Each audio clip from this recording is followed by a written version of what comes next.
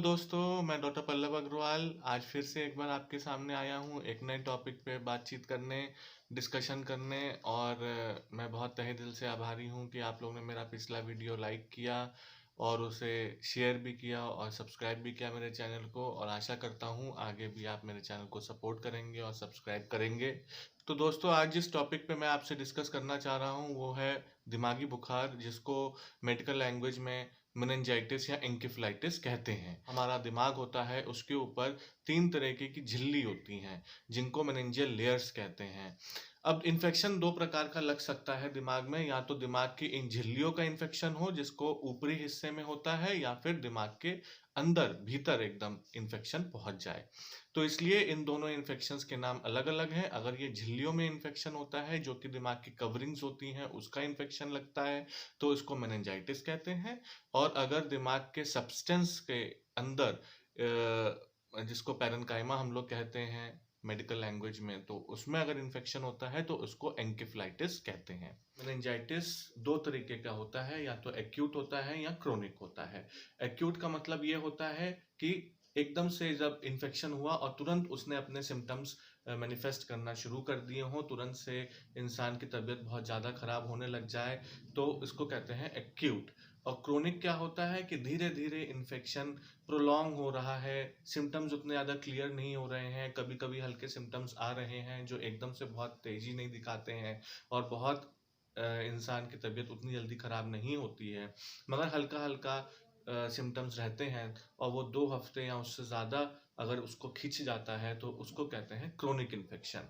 तो chronic infection क्यों होता है? क्रोनिक इन्फेक्शन इसलिए होता है क्योंकि जो भी पैथोजन माइक्रो ऑर्गेनिज्म जो भी इसे कॉज करता है वो धीरे-धीरे ग्रो करता है। इतनी जल्दी ग्रो नहीं करता है और मल्टीप्लाई नहीं करता है और अपना पस जो है इतनी जल्दी प्रोड्यूस नहीं करता है। उसको उस चीज़ को करने के लिए 2 हफ्ते या उससे ज़्यादा टाइम लगता है, इसलिए इसे क्रोनिक इन्फेक्शन कहते हैं। इस ऑर्गेनिज्म से ये इन्फेक्शन होते हैं तो इसमें होते हैं वो सबसे पहले तो बैक्टीरियल है कि बैक्टीरियल इन्फेक्शन अगर होगा तो उस वजह से भी मेनिंजाइटिस होने के बहुत सारे चांसेस होते हैं।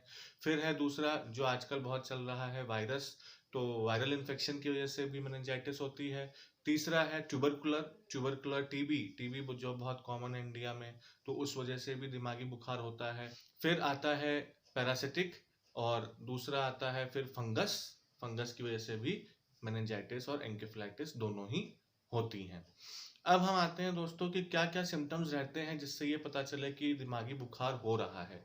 तो अगर हम बात करें मेनिंजाइटिस की, तो मेनिंजाइटिस के सिम्पटम्स हैं कि इसमें सिर दर्द होता है, हेडेक बहुत कॉमन है और बुखार भी आता है, फीवर, और तीसरा मोस्ट कॉमन सिम्पटम है इसमें उल्टियाँ आना और चक्कर आना। एक्यूट मेनिंजाइटिस में हेडेक, फीवर और नॉज़िया वोमिटिंग कॉमन होता है।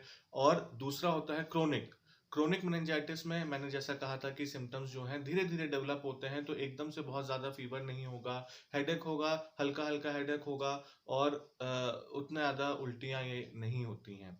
फिर आते हैं एंकेफेलाइटिस पे। एंकेफेलाइटिस जो कि ब्रेन के सब्सटेंस का इन्फेक्शन होता है, तो दोस्तों इसमें हेडेक भी होगा, फीवर भी होगा और नॉज़िया, वोमिटिंग ये सब भी होता है। मगर और क्या चीज़ें होती हैं जिससे हम डिफरेंशिएट करते हैं बिटवीन कि मेनिंजाइटिस है या एंकेफेलाइटिस है, तो इसमें एडिशनल चीज़ें ये होती हैं क्योंकि ये ब्रेन के सब्सटेंस का इन्फेक्शन होता है, इसलिए इसमें दौरे भी आ सकते हैं। इसमें एक हाथ एक पैर पे ज़्यादा सुनपन या पैरालिसिस का अटैक ये भी हो सकता है कि एक हाथ हल्का हो जाना या कमज़ोर पड़ जाना। और तीसरी चीज़ जो कि है इसमें साइकोलॉजिकल सिम्पटम्स भी डेवलप हो जाते हैं, एबनॉर्मल बिहेवियर। जैसे मरीज़ एकदम से आएगा और उसके घर वाले कहेंगे कि ये बहुत अजीब तरीके से बिहेव कर रहा है और उल्टी-सीधी बातें कर रहा है, उल्टी-सीधी हरकतें कर रहा है। और जब हम लोग पूछते हैं कि क्या बुखार हुआ था, क्या उल्टियाँ आई थी, क्या दौरे आए थे, तो मोस्टली ये हिस्ट्री हमें पॉजिटिव मिलती है, तो हम लोग अनुमान लगाते हैं कि हो सकता है इसे एंकेफेलाइटिस हो। इनके रिस्क फैक्टर्स क्या हैं? रिस्क फैक्टर्स ये हैं कि एज भी रिस्क फैक्टर है कि बच्चों में भी मेनिंजाइटिस बहुत कॉमन होता है और वैक्सीनेशन बहुत ज़रूरी है कि बच्चों में जो भी वैक्सीनेशन का प्रोटोकॉल है, सिस्टम है, वो नियम से लगे। वैक्सीन इन्फ्लुएंजा वैक्सीन होती है, न्यूमोकॉकल वैक्सीन होती है, बाद में ये सब भी कॉज होते हैं मेनिंजाइटिस के और एंकेफेलाइटिस के, तो इससे ये सब बचे रहें। तो इसलिए वैक्सीनेशन अगर प्रॉपर नहीं हुआ है तो वो एक रिस्क फैक्टर हो जाता है ये इन्फेक्शन कॉज होने का।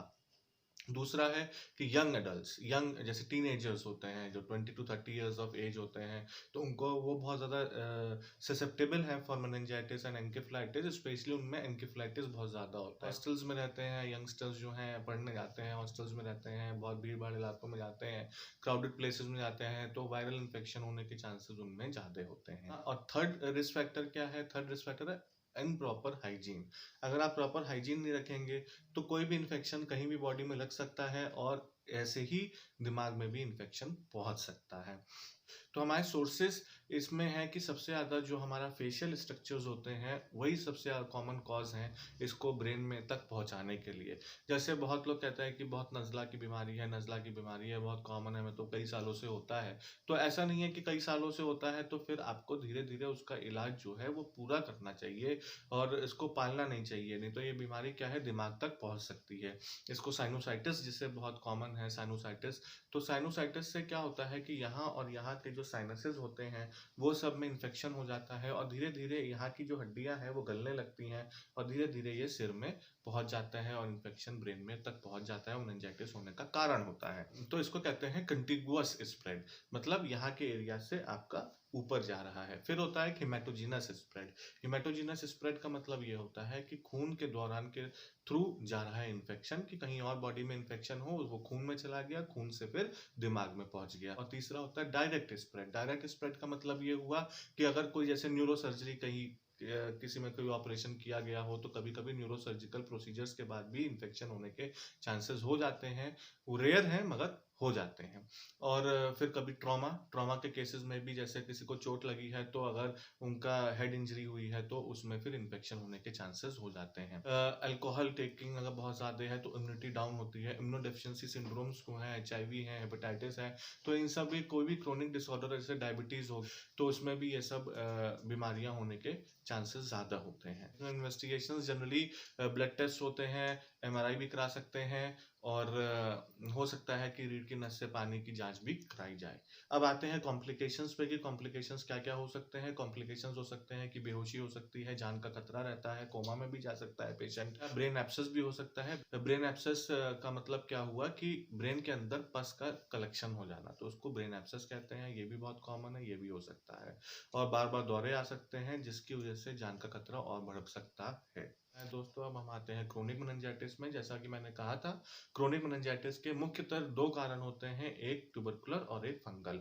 तो अगर ट्यूबरकुलर मेनिंजाइटिस है तो उसमें सूजन हो जाती है दिमाग में जिसकी वजह से आदमी बेहोश होने लगता है। कॉम्प्लिकेशन में सिर में पानी जमने लगता है तो उसमें जनरली ऑपरेशन करना पड़ सकता है जिसको शंट सर्जरी कहते हैं। तो अगर उसकी ज़रूरत होती है तो आपको उसको तुरंत कराना चाहिए, क्योंकि अगर सिर में पानी रुकने लगेगा तो जो सिर का प्रेशर है वो बढ़ता है, उसकी वजह से बार बार उल्टियाँ हो सकती हैं और आंखों की रोशनी भी जा सकती है और जान का खतरा भी रहता है।